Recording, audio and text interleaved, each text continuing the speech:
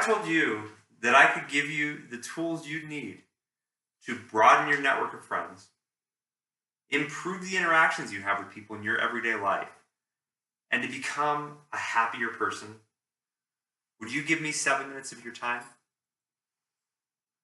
See, I believe that if we take the time to understand the struggles and the situations that others are going through around us, that we can give them more empathy, that we can help them improve their situation and their happiness, and in turn improve our own happiness. So why should we take the time to understand the struggles of others? Well, it's easy in this day and age, this high-paced world we're living in, to become very enveloped in our own lives. We have tons of responsibilities. We have an equal number of distractions. We're being spread so thin that we can't take the time to deal with the feelings and the thoughts of others around us. And it's easy for us to become frustrated with those people when they do something that knocks our rhythm off a little bit. When somebody cuts you off walking down the street and you spill your coffee and you become instantly frustrated with that person. But maybe if we took the time to figure out what they're going through and to determine if that person was really trying to intentionally harm us or ruin our day, we might understand that that person is dealing with something that we can't see on the outside, something they're feeling on the inside.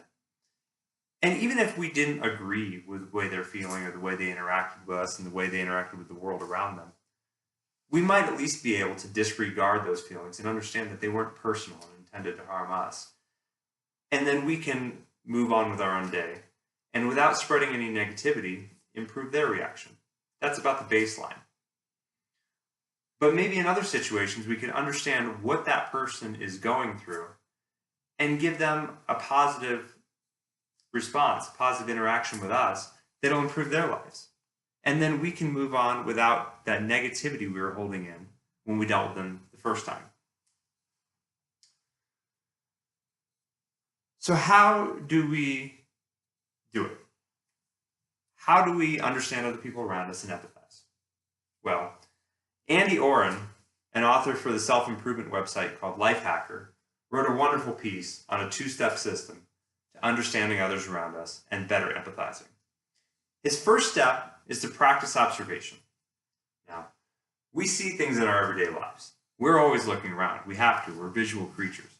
You know, when we're walking down that sidewalk with our cup of coffee, we see the person walking by, and maybe we can dodge that person before they bump into us and we spill it. But that's not really observing.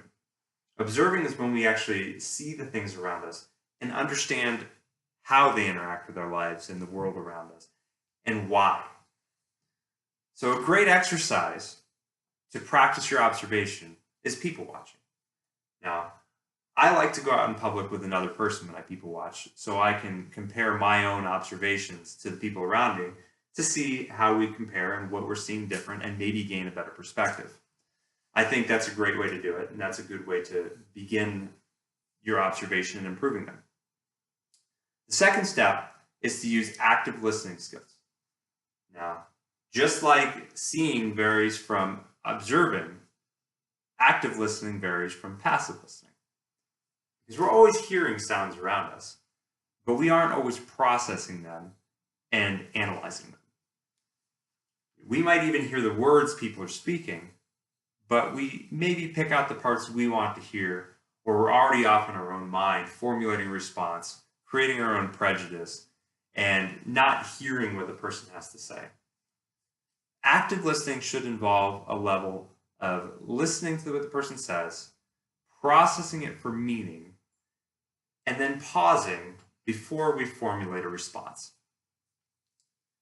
Now, I like to add a third step to the system that Oren started, and the third step is to practice patience.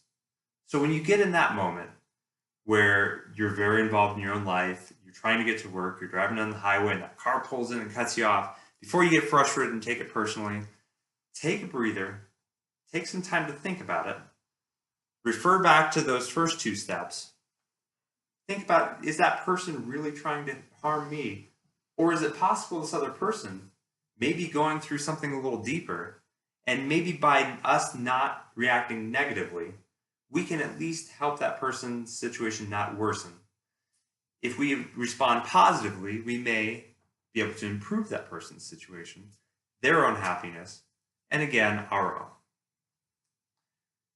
So how do we make understanding and empathizing a part of our daily lives?